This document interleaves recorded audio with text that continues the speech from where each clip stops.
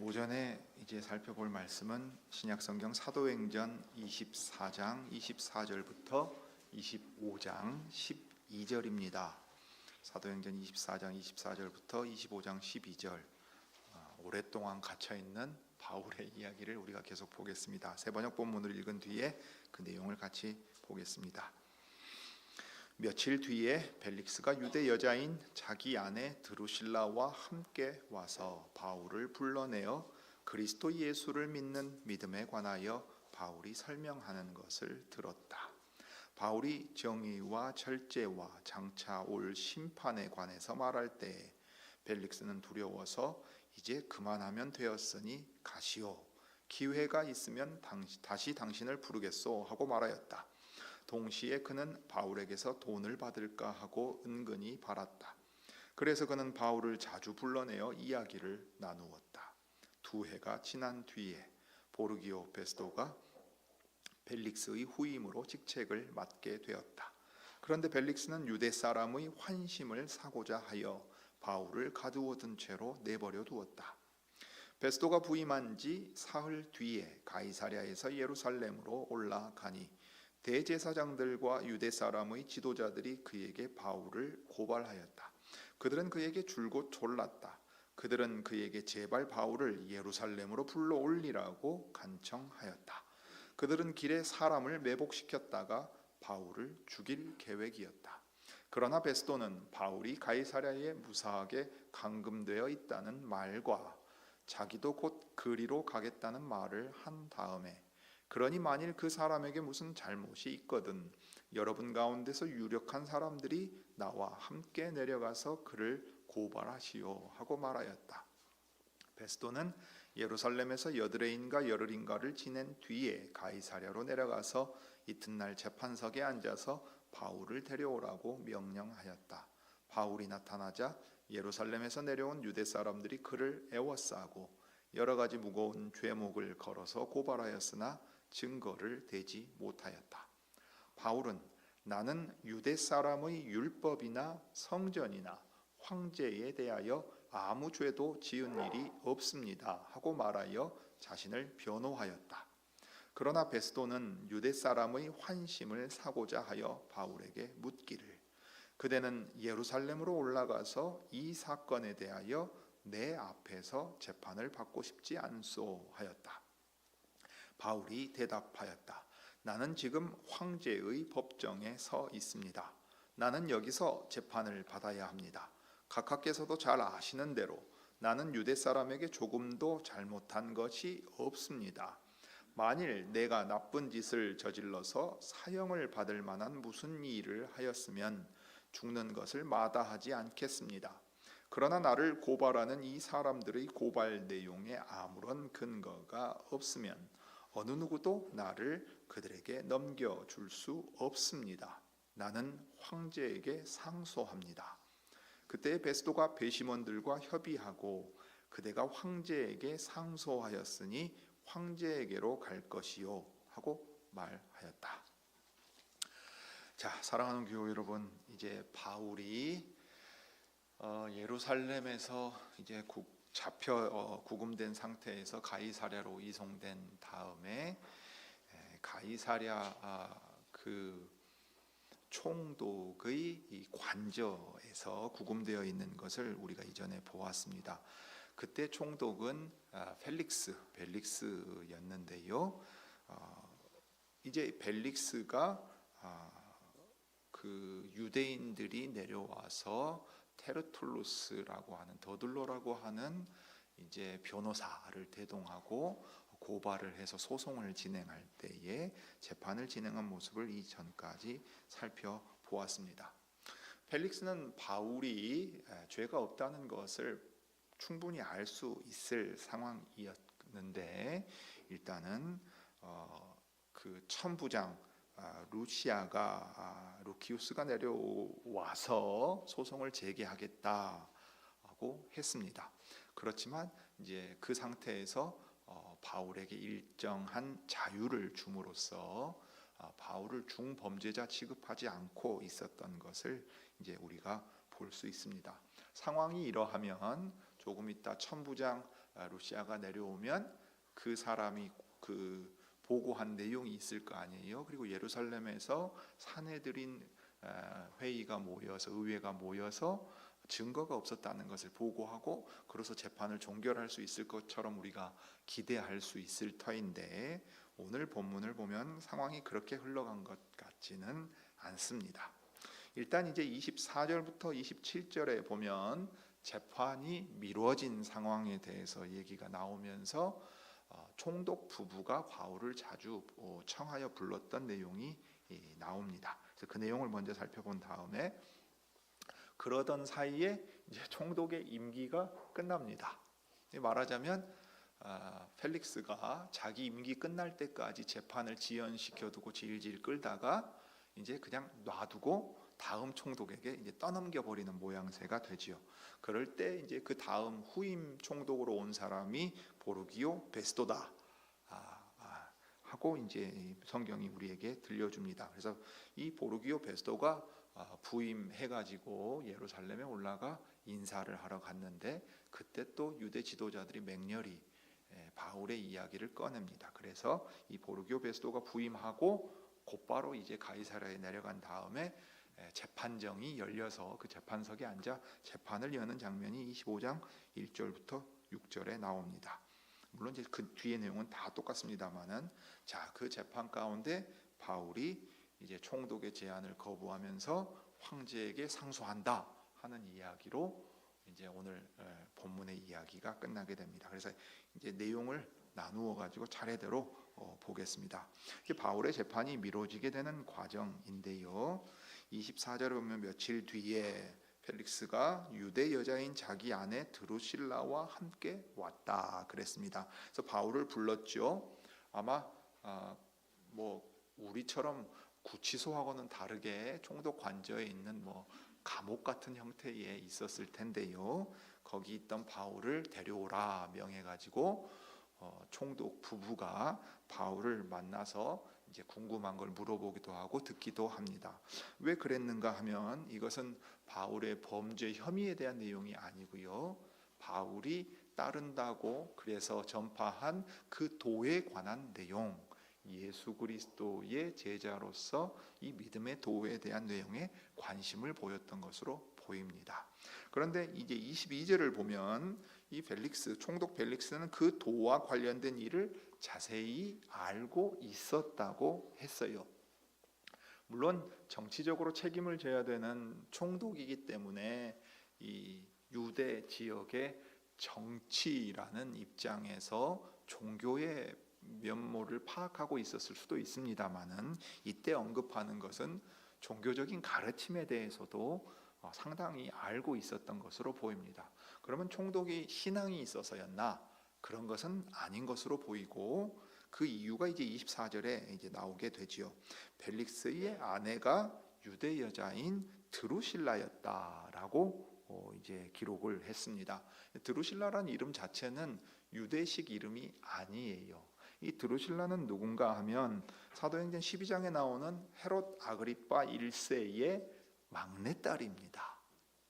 그리고 나중에 가면요, 그 아그리파하고 버니게가 이제 25장 13절에 나오는데요.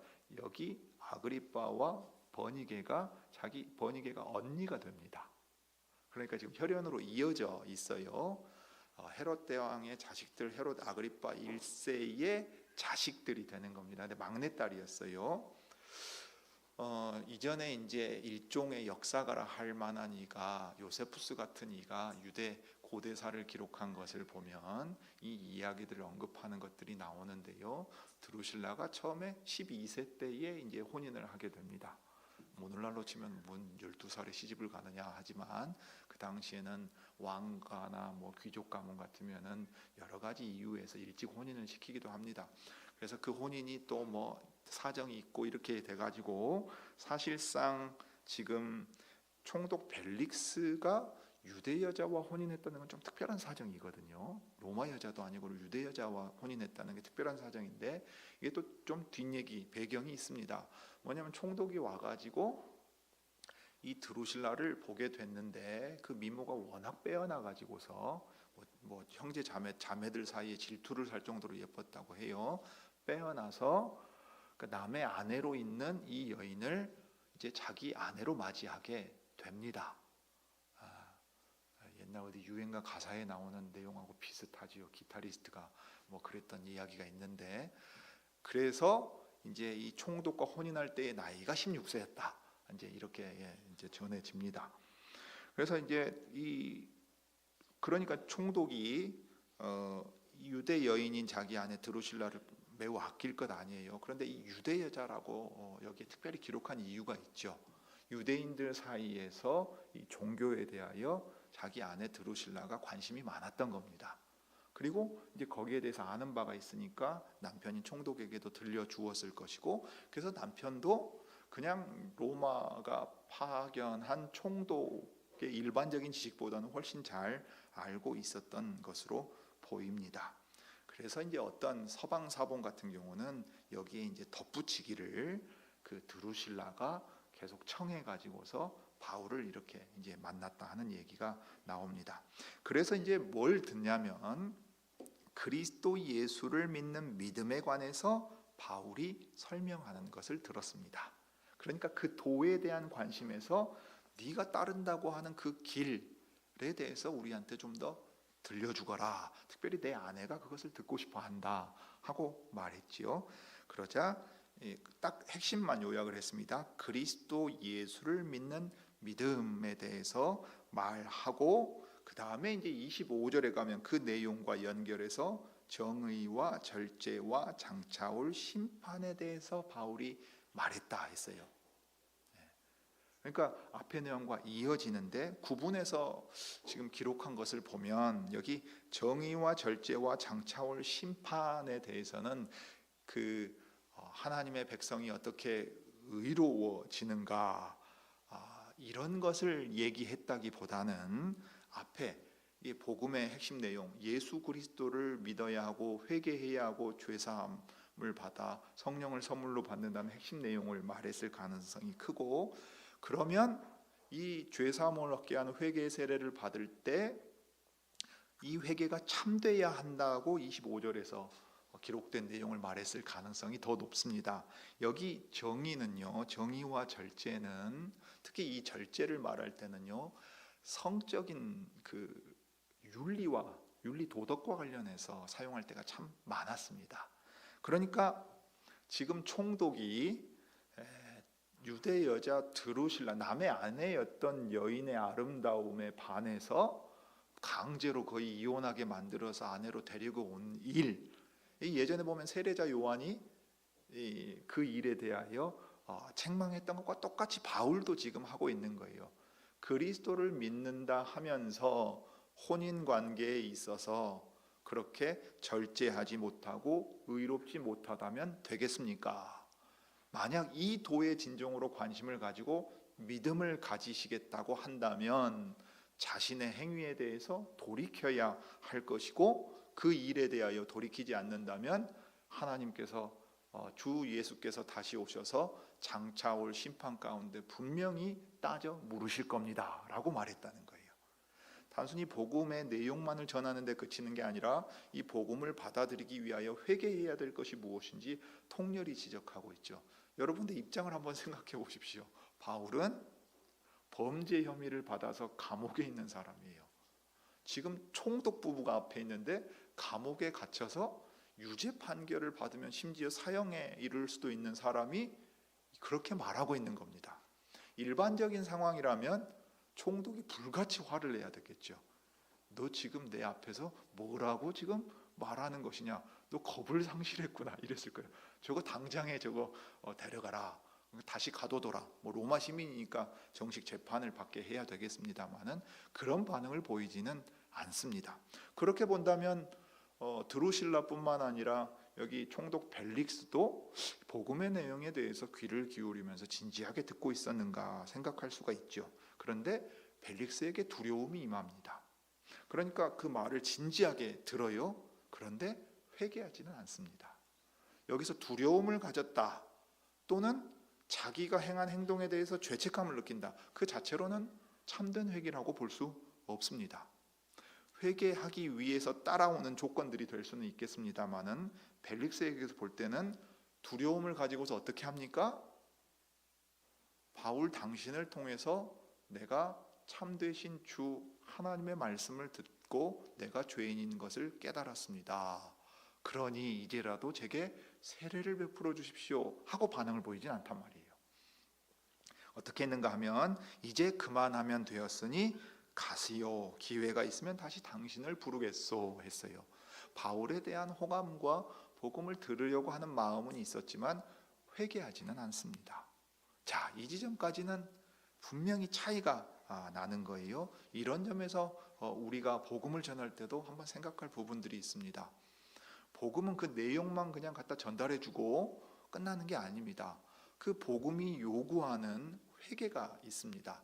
그렇지만 사람들이 그 복음이 요구하는 회개에 언제나 합당하게 반응하지 않습니다. 회개에 합당한 열매를 맺어야 된다고 할 때는 도리어 두려움을 가지면서도 물러가 버리기도 하고, 때로는 반발하기도 하고, 때로는 죄책감을 가지는 것처럼 보이지만 정작 복음을 듣고 주 예수께 돌아가 확신 가운데 들어가지 못하는 일도 있는 겁니다.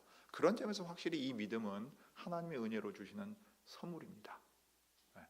우리로 하여금 죄를 깨달아서 그리스도만을 붙잡도록 믿음을 가지게 하는 일은 하나님의 은혜의 일이 분명하고, 이 점에 있어서 펠릭스든지 드루실라든지 제 아무리 그 도에 관심을 가지고 위대한 선생에게서 설명을 듣고 그래서 두려운 마음까지 들었다 할지라도 그 자체로는 참된 믿음이라고 할 수 없는 것을 여기서 보게 되지요. 더욱이 그가 믿음으로 나아가지 못하게 만드는 아주 중요한 심리적인 요인이 있습니다. 그게 뭔가 하면 26절에 기록되어 있죠. 동시에 그는 바울에게서 돈을 받을까 하고 은근히 바랐다. 그래서 그는 바울을 자주 불러내어 이야기를 나누었다. 처음에는 아내 때문에 듣고는 있었는데 두려운 마음이 들어서 더 듣고 싶어 하지 않았어요. 그러나 그의 본심은 무엇인가 하니 결국은 바울이 지금 내 결의에 구제금을 전달하려고 고국에 왔다 하는 말을 듣고서 했던 생각입니다. 이 펠릭스는 꽤나 부패했던 모양이에요. 이 벨릭스가 임기를 마치고 후임자 그 베스도에게 자리를 넘겨준 다음에 로마로 돌아갔을 거 아니에요. 그랬을 때 유대인들이 대표단을 보내서 저 벨릭스 치하에서의 부패를 다 고발했다는 얘기가 있습니다. 그러니까 상당히 뇌물을 잘 받았던 사람이에요. 그리고 로마 시대에도 로마의 법과 재판과 뭐 여러 가지 사법 절차가 유명합니다만은 뇌물은 여전히 잘 통했습니다. 그러니까 벨릭스는 대놓고 지금 그런 마음으로 바울을 부르는 거예요.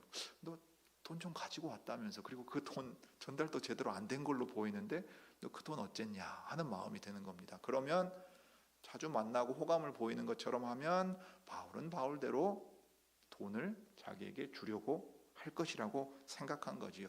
믿음으로 살아간다는 사람이 어떤 사람인지 모르니까 이런 겁니다. 하나님 앞에서 그 도를 따라서 양심을 따라 바르게 살려고 한 사람이 뇌물을 주고 자기에게서 벗어나려고 하겠는가.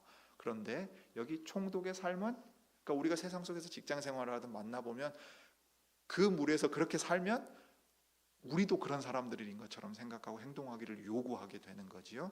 그러나 바울은 그걸 알면서도 그것을 인정해 주지 않았죠. 자, 여러분, 이 기록을 누가 기록을 했어요? 어떻게 이 사정을 소상히 알 수 있었을까요? 어떻게 기록할 수 있었을까요? 바울이 알려줬지요.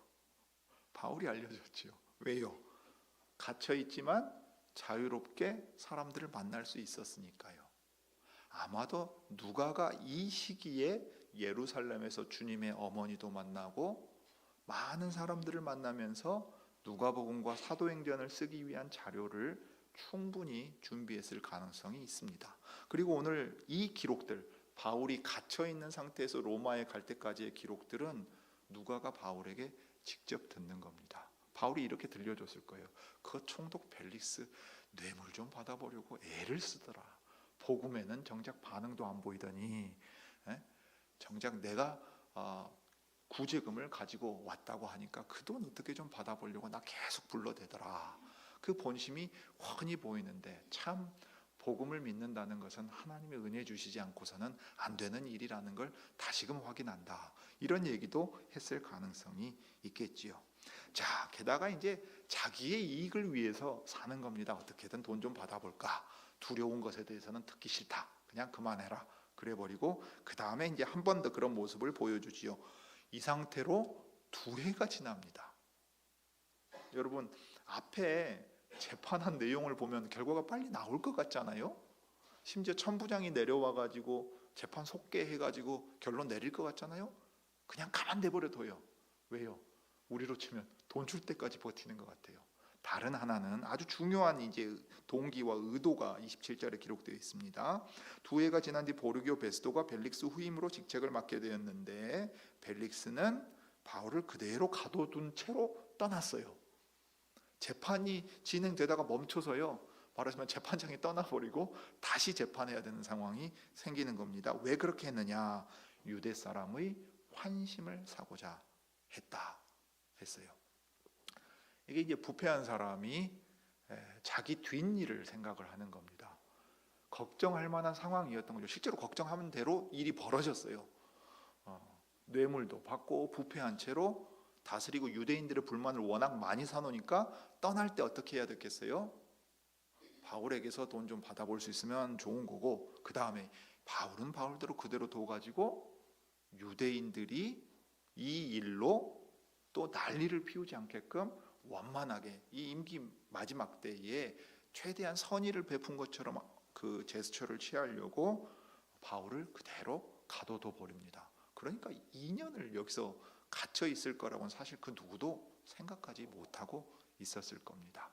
그런데 놀랍게도 이 2년이란 시간 동안 바울은 또 누가와 접촉하고 다른 제자들과 접촉했을 것이고, 누가는 복음서와 사도행전을 기록하기 위한 자료들을 충분히 수집할 수 있었을 거예요. 또 여기서 보낸 2년의 시간이 앞으로 로마에 가서 가택 연금 상태에 있을 때 비슷하게 됩니다. 그때는 조금 더 사정이 나아지겠죠. 그러면 그 2년 동안을 어떻게 보내야 될지 바울이 미리 한번 연습한 것처럼 그런 시간을 보낼 수 있게 되었습니다. 그러니까 우리로 치면은 감옥에 갇혀 있는 시간, 그러면 참 비참하고 슬픈 일이라고만 생각하는데 참 주님의 인도하심이 오묘하다 하고 바울도 놀라고 누가도 놀라고 그 시간을 어떻게 활용할까 잘 생각했을 가능성이 크겠죠. 자, 이제 그 다음 내용입니다. 베스도가 부임한 지 사흘 뒤였습니다. 가이사랴에서 예루살렘으로 올라갔습니다. 여러분, 그 베스도가 왜 예루살렘으로 갔을까요? 이해하기 어려운 내용은 아닙니다. 자, 로마의 총독이 유대 지역을 통치하기 위해서 왔으면 어떻게 해야 돼요? 유대 지역의 지도자들, 특별히 여기는 종교와 정치가 결합되어 있으니까 대제사장이, 그 해의 대제사장이 대표잖아요. 그러면 사내들인 의회의 의회원들 중에 유력한 사람들이 있지 않겠어요? 그 사람들 만나서 인사해야 될 거 아닙니까? 아무리 총독이지만 그 지역에 있는 지도자들을 존중해서 찾아가서 우리 예방한다 그러죠. 예의 차원에서 방문해가지고 인사하고 앞으로 잘해봅시다 해야 되는 상황이 되는 겁니다. 그러니까 사흘 뒤에 가이사랴에서 짐 풀고 정리하자마자 제일 먼저 한 일이 뭐냐면 유대 지도자들 만나러 가는 일이에요. 아마도 베스도는 좀 소식을 들어서 알고 있겠죠. 전임 총독인 벨릭스 때의 부패에 대한 이야기나 유대인들에게 별로 평판이 좋지 않았다는 것 알고 있었을 거예요. 그러니까 당연히 이제 순서입니다. 그런데 25장 2절은 아주 놀라운 얘기를 우리에게 들려줍니다. 대제사장들과 유대 사람의 지도자들이 그에게 바울을 고발했다 그랬어요.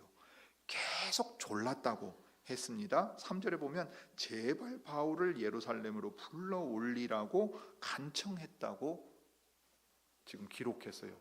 여러분, 앞서 상황을 한번 생각해 보십시오. 바울을 죽이기 전까지는 먹지도 않고 마시지도 않겠다고 맹세한 사람이 40명이 넘었어요. 그 사람들이 바울을 죽이려고 했고, 대제사장과 그 사내들인 의회에 요청한 게 뭐냐면 바울을 지금 천부장에게 요청해서 불러달라고만 하십시오. 뒷일은 저희들이 처리하겠습니다 했어요. 그러면 대제사장과 사내들인 의회의 유력한 사람들이 이 음모를 주도적으로 행한 게 아닙니다. 2년이 지났어요. 2년이 지나서 총독이 새로 왔으면 여러분, 자, 우리 대통령이 타운홀 미팅한다고 광주광역시에 왔어요. 그러면 광주광역시장이 대통령을 만나서 제일 먼저 얘기한 내용이 있다면 우리는 어떻게 생각할 수 있겠습니까? 이게 광주광역시의 행정에서 제일 중요하고 급한 일이다, 이렇게 생각할 수 있겠죠. 총독이 새로 왔는데 대제사장과 대제사장들이에요. 이거는 이제 말하자면 전임 제사장들까지 다 포함된 겁니다. 그리고 유대 사람의 지도자들, 이 으뜸가는 유력한 사람들입니다. 뒤에 보면 뭐라고 되어 있습니까? 유력한 사람들이라고 되어 있지요. 그러니까 우리식으로는 그 지역 유지입니다. 영향력을 발휘하는 힘 있는 사람들을 만날 때 그 사람들이 제일 먼저 계속 강하게 요구한 게 뭐냐면 바울을 우리에게 보내서 여기서 예루살렘에서 재판받게 해달라고 요구한 거예요. 그러니까 신임 총독에게 이게 얼마나 강하게 느껴졌겠습니까? 도대체 바울이란 놈이 뭔데 내가 부임해서 찾아가자마자 저 대제사장들하고 저 유대에 유력하다는 사람들이 한 입으로 다 그 얘기만 하고 있는가 하는 거예요.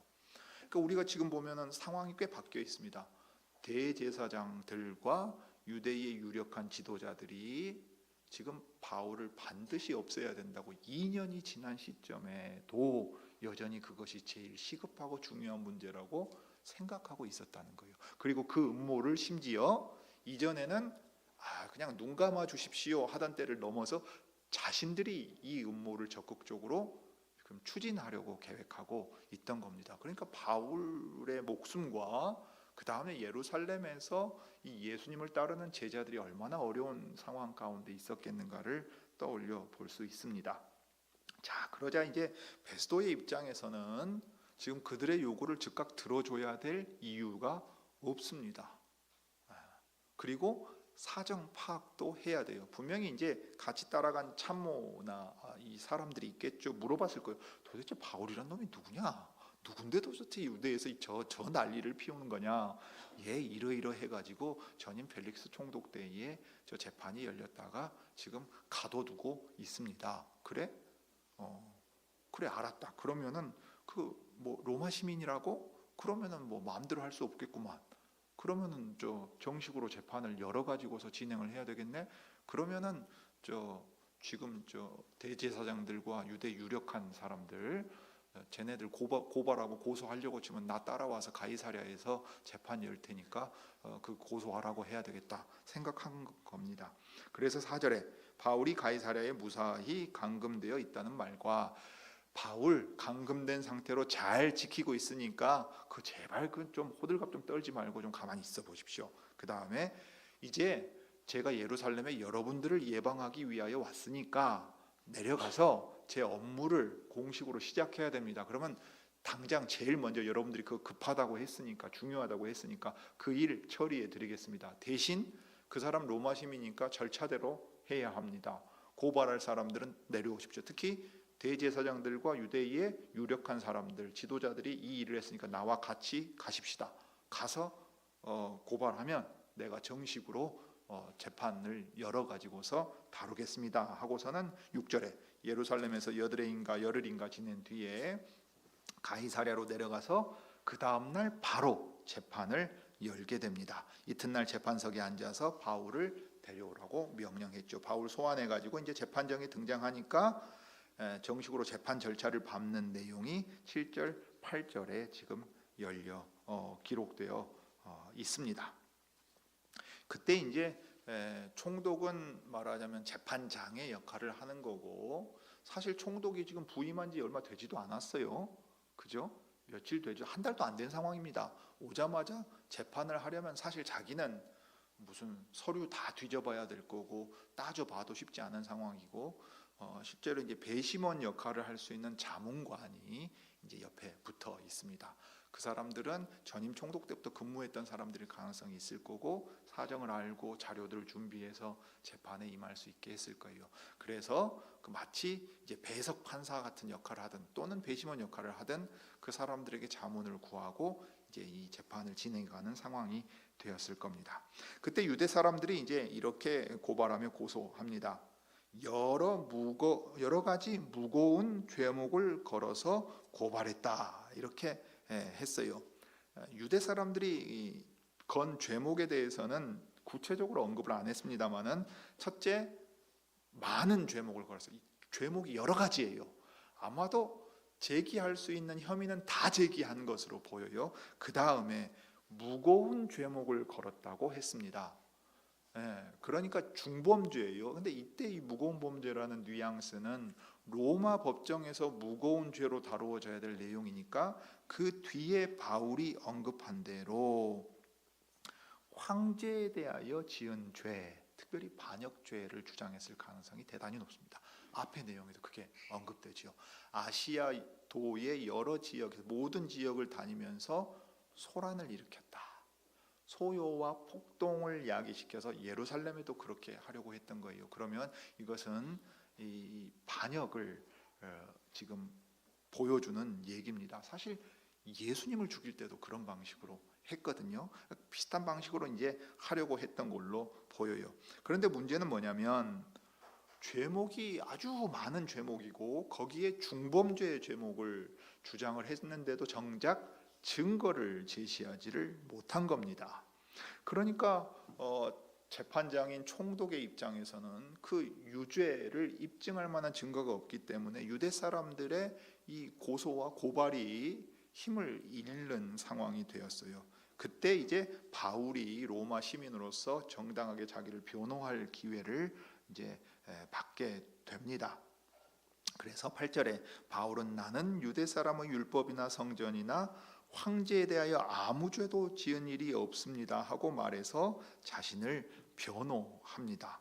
바울은 지금 변호사 대동에서 변호인의 조력을 받을 권리를 행사할 수 있는 상황은 아니죠. 로마 시민으로서 자기 스스로를 변호해야 했는데 이 바울의 답변에 중요 죄목이 다 들어가는 겁니다. 유대인들은 황제에 대한 죄목을 가장 앞세웠을 거예요. 그래야만 바울을 로마의 법정에서 죽일 수 있습니다. 거기에 여러 죄목 가운데 유대 종교적인 죄목도 들어있을 거예요. 왜냐하면 그래야 바울의 재판을 예루살렘에서 사내들인 공회를 통해서 하거나 또는 사내들인 공회가 아닐지라도 총독이 주재하는 재판에서 종교적인 죄목을 제시할 수 있을 거라고 보았어요. 그렇게 되면 어떻게 됩니까? 예루살렘으로 가서 유대 종교와 관련된 재판을 따로 받게 할 수도 있어요. 그러면 가는 도중에 죽이면 되는 겁니다. 그러니까 이제 이 죄목을 주장하는 데 있어서는 그런 내용들이 다 들어있을 것인데 바울은 분명히 자기를 변호하면 이렇게 말했어요. 나에게 제기된 중대한 혐의는 사실 황제에 대한 게 아닙니다. 그건 제일 나중에 있어요. 그들이 이것을 제일 앞세우지만 실제로는 그렇지 않습니다. 총독 각하께서도 살펴보신다면 바로 아실 수 있을 겁니다. 실상 중요한 죄목으로 제시된 것은 유대 사람의 율법이나 성전에 대한 내용으로 유대 종교와 관련된 내용입니다. 심지어 이것은 그 혐의를 입증할 만한 증거도 그들이 제시하지 못했습니다 하고서 바울이 자신을 변호했다는 거예요. 그러니까 재판장인 총독의 입장에서는 지금 재판 흘러가는 모양새를 보니까 어떻게 판단하게 됐습니까? 저 유대 사람들은 저 심지어 대제사장하고 유력한 사람들이 다 여기까지 와가지고 난리를 치는데도 증거는 제시 못하고 답답한 상황이지요. 내가 좋게 호의를 베풀어 주려고 해도 해줄 수 없는 상황이 되는 거예요. 바울은 아주 명료하게 자신을 변호한 상황이었습니다. 자, 그런데 이대로 끝나버리면 무슨 상황이 되겠어요? 신임 총독이 부임하자마자 예루살렘에서 저 유대의 유력한 지도자들이 다 여기까지 내려와서 난리법석 피운 문제를 안 들어준 모양새가 되잖아요. 그럼 자신의 정치적인 입지에 매우 이제 어려운 일이 생겨요. 자, 그러면 바울에게 중간에 이런 이제 타협점을 제시하는 겁니다. 그래서 총독에게 이렇게 제안하는 거예요. 유대인의 환심을 사고자. 로마 총독이지만 항상 유대인들의 여론에는 민감합니다. 전임 벨릭스도 마찬가지고 베스도도 마찬가지예요. 그러니까 저 유대 유력한 지도자들이 이렇게까지 하는데 내가 이걸 조금 그나마 좀 무마시킬 수 있는, 그들의 이 불만을 무마시킬 수 있는 조치라도 취해야 되겠구나 해서 바울한테 물어보는 거예요. 예루살렘에 올라가서 재판받을 생각 없느냐? 이건 이제 유대인들의 이 요청을 들어주는 모양새죠. 그렇지만 간다고 사내들인 의회에서 재판받기는 안 하마. 너는 로마 시민이고 내가 이 재판을 담당하고 있으니까 내가 예루살렘에 가서 직접 재판을 주관하마. 자, 그러면 공정한 재판이 될 수 있지 않겠냐? 유대인 얘기도 들어주고 너한테는 불공정한 문제가 없는 상황이 되도록 내가 힘써주마 하고 제안을 했습니다. 그러니까 사실은 예수님 당대도 마찬가지고 로마 총독이라고 권한이 있다고 해서 막 함부로 쓸 수가 없어요. 유대 민족은 종교 관련해서 막 폭동이 일어나고 심지어 반역까지도 일으키기 때문에 예수님 당대에도 그런 식으로 정치적인 압박을 해가지고 빌라도 총독을 푸시해가지고 예수님을 십자가에 달지 않습니까? 똑같아요. 총독들이 자기의 정치적 입지를 고려하지 않을 수 없었습니다. 자, 그런데 여기에 대하여 바울이 어떻게 대답했을 것 같습니까? 바울은 지금 신임 총독의 말이 무엇을 의미하는지 잘 알 수 있는 상황이었어요. 유대인들이 저렇게까지 하니까 신임 총독으로서는 나를 예루살렘에서 재판받게 하려고 하는구나. 그런데 사실 이 일은 유대인의 음모가 뒤에 있지 않겠느냐. 바울이라고 모를 리가 없지요. 유대의 분위기가 어떠했는지, 심지어 암살자 노릇을 하려고 했던 40명이 넘는 이 바울 죽이기 전까지 먹지도 마시지도 않겠다고 하는 사람들의 소식을 자기의 조카가 알고서 전해줄 상황이었으니까 그 조카가 특별히 계속해서 연락하면서 사정을 알려주었을 가능성이 큽니다. 그리고 바울도 그 돌아가는 상황을 모르지 않고 눈치가 없지 않기 때문에 일단 예루살렘으로 올라가게 하려는 것은 유대인들의 음모다. 저기서 나는 정당한 재판을 받기는커녕 오히려 죽는다. 그리고 무엇보다 예수께서 친히 내 곁에 서셔서 용기를 내어라. 내가 예루살렘에서 나를 증언한 것과 같이 로마에서도 증언하여야 하리라 말씀하셨다. 그러면 이제 내가 어떤 판단을 내려야 하는가? 이 법정에서 내가 무죄 판결을 받는 게 제일 좋죠. 여러분 재판 한 번 더 거치면 얼마나 힘들겠어요. 바울의 입장에서는 로마까지 가야 돼요. 결과가 어떻게 나올지 알 수도 없어요. 여러분 그리고 이때로 황제가 누군지 아십니까? 우리가 잘 아는 네로 황제입니다. 네로 황제예요. 그러니까 사실 바울에게 있어서는요 상소할 이유가 없습니다. 거기서 재판을 빨리 끝내는 게 좋아요. 그런데 주 예수께서 자신을 어떻게 인도해 가실지, 그리고 자신이 왜 로마에 가야 될지를 바울이 알고 있었고, 그렇게 하심으로써 예루살렘에 올라가 자기가 죽게 내버려 두지 않으시고 주님이 자기를 지키시면서 동시에 수감 기간은 길어지겠지요. 구금된 기간은 길어지고 언제 이 재판이 끝날지는 모르지만 주님의 손에 붙들려서 나는 내 일을 하는 것이다. 왕과 총독들에게 갇혀 있으나 복음을 전하고 회개하라. 주님의 말씀의 사역자 역할을 하는 것이다 하는 확신 가운데서 이제 바울이 아주 단호하게 얘기합니다. 10절입니다. 나는 지금 황제의 법정에 서 있습니다. 무슨 말이에요? 로마 시민권자로서, 로마 시민으로서 저는 가이사의 법정에 서 있기 때문에 가이사의 법정에서 판결을 받습니다. 유대인들의 법정으로 가지 않을 것입니다. 예루살렘으로 갈 이유도 없습니다. 총독께서는 잘 아시지 않습니까? 로마의 시민은 지방에서 재판을 받을 때 불공정한 재판을 받을 위험이 있으므로 최종적으로 황제에게 상소하여서 자신의 권리를 사용할 수 있다는 것을 말입니다. 이 디게스타라고 하는 그 법률 모음집에 이제 규정되어 있습니다. 이 로마 시민의 아주 권리입니다. 그들이 누릴 수 있는 아주 중요한 권리였어요. 그래서 제가 그 권리를 행사해서 황제에게 상소하겠습니다. 그러니까 사실 바울의 입장에서는 지금 유대 사람에게 조금도 잘못한 것이 없고 나쁜 일을 했다면, 범죄를 지었다면, 그래서 사형에 해당하는 죄를 지었다면 내 그 죄값을 다 받겠습니다. 그러나 재판이 이런 방식으로 진행되는 것은 정당하지 않습니다. 그러므로 저는 최종적으로 황제에게 상소하겠습니다 했어요. 여러분, 바울의 변호로 치면 사실 황제에게 상소하면 안 됩니다. 재판에 흘러가는 분위기는 바울의 무죄 쪽으로 거의 흘러가고 있었단 말이에요. 그런데도 바울은 자기가 황제에게 상소함으로써 자기가 무죄라는 것을 그것을 통해 입증받겠다가 아닙니다. 내가 로마에 가야 한다고 하신 주님의 말씀이 이런 식으로 이루어진다는 것을 거기서 확신하고 잘 알고 있었기 때문에 황제에게 상소하는 방식으로 이제 나는 로마에 가겠구나 하고서 이제 법정에서 변호하면서 이 사람들의 고발 내용에 아무런 근거가 없으면 어느 누구도 나를 그들에게 넘겨줄 수 없다고 말했어요. 총독의 제안은 자신이 친히 재판을 주장하겠다고 했지만 실은 유대인들에게 자기를 넘겨주는 것이라는 것을, 정치적인 이 타협이라는 것을 잘 알고 있었습니다. 그러므로 정당한 재판에 따라 정당한 결과가 나오는 것이 아니라 부당한 결과가 나올 수밖에 없으므로 저는 최종적으로 황제에게 상소하겠습니다. 그러므로 저는 이제 로마로 가게 될 것입니다 하고 얘기한 거예요. 자, 마지막 하나가 남았어요. 바울이 황제에게 상소하겠다고 해도, 예를 들면 우리식으로 치면은 아예 요건이 안 되니까 각하시켜버린다.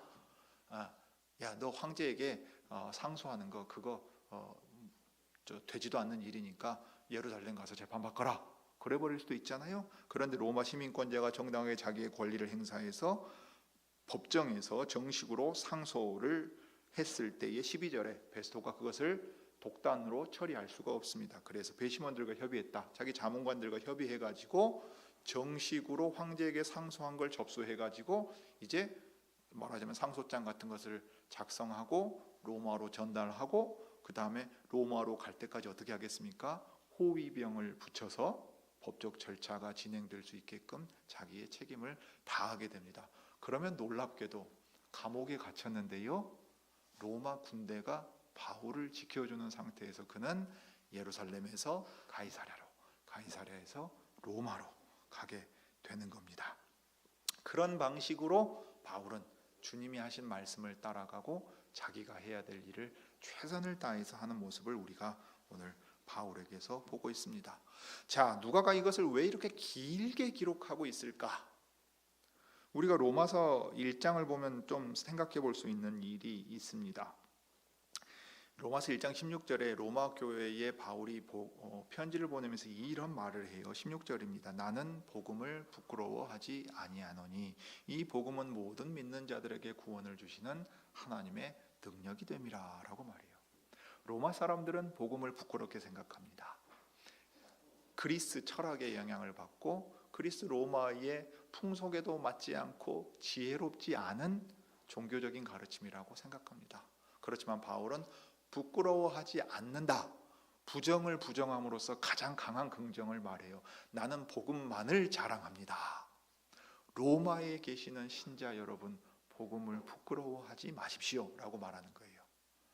그런데 그 복음 때문에 감옥에 갇혔어요.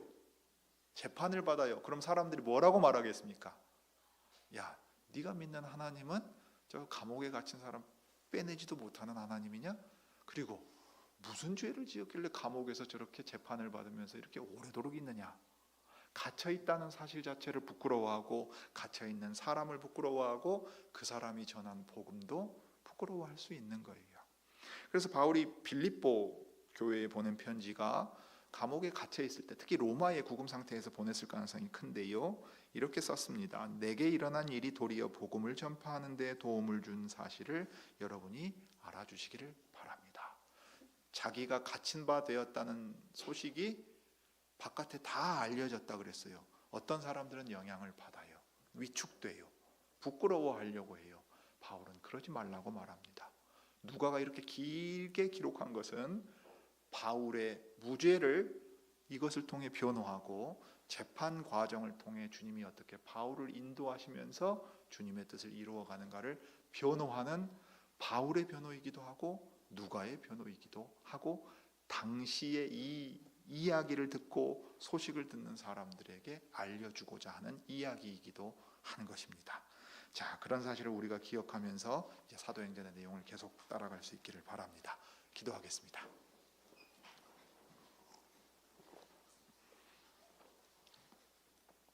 크신 하나님, 우리 아버지, 온 천하를 다스린다고 하는 로마 제국의 지배 아래에서 유대의 총독이 새로 오게 되었고 그가 유대 지도자들의 그 요청을 듣고서 바울의 재판을 제기했을 때 이전 재판이 이어진 것이 아니라 아예 새로운 재판이 열린 것처럼 보였습니다. 계속된 재판 가운데서도 바울은 증거 없이 바울을 모함하여 죽이려고 하는 유대인들의 주장 가운데서도 복음을 변호하고 자신을 변호하면서 이 소식을 듣고 이 기록을 읽는 사람들이 부끄러워하지 않도록 하였습니다. 과연 복음은 그에 합당한 삶을 살게 하고 여러 모함과 핍박과 박해 가운데 감옥에 갇히고 심지어 죽는 일이 생긴다 하여도 세상 앞에 떳떳하며 하나님 앞에 바른 양심으로 섬기는 사람의 모습을 보여줍니다. 오늘날 신자들이 믿음이 있으면 세상의 법조차도 아무런 상관없는 것처럼 주장하는 사람들이 목소리를 높이는 이때에 세상 앞에서도 그 세상 법에 거리낄 것이 없으면서 동시에 하나님 앞에 바른 양심으로 살아와서 도리어 어떤 상황에 처하든지 하나님 나라의 도를 전하고 그 백성으로 살아가는 믿음을 증거한 모습을 통해 우리도 이 시대에 그러한 삶을 살아갈 수 있는 힘과 용기를 주님이 저희에게 허락해 주시기를 빕니다. 무엇보다 주께서 부르신 부르심에 한치의 흔들림도 없이 자기의 실제 환경 가운데 결정하고 결단해야 될 일들을 잘 분별하여 결정해 나가는 사도의 모습에서 우리 신자와 교회가 주님의 인도하심을 따라가는 법을 더 배워갈 수 있게 지혜를 주옵소서. 주 예수님의 이름으로 기도드립니다.